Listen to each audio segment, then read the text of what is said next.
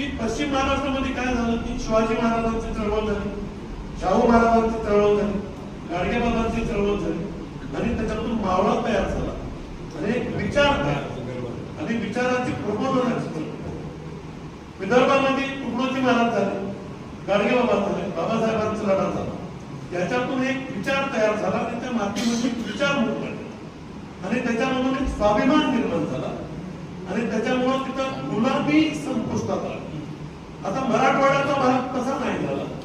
मराठवाड्यातला हा सर्वात मोठा अनुशेष खासदार साहेब, मराठवाड्यातला हा सर्वात मोठा अनुशेष आहे की तो भरून काढणं गरजेचं आहे. तो वैचारिक चळवळ, वैचारिक प्रबोधन, वैचारिक उंची आणि तेवढा स्वाभिमान मराठवाड्यामध्ये निर्माण झालेला नाही.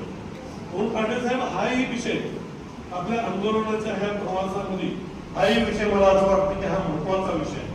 जोपर्यंत आम्ही माणसातला स्वाभिमान जिवंत करणार नाही, माणसातलं माणूस आम्ही उभा करणार नाही, तोपर्यंत कुठलाच अनुशेष म्हणून निघणार नाही असं मला या ठिकाणी वाटतं.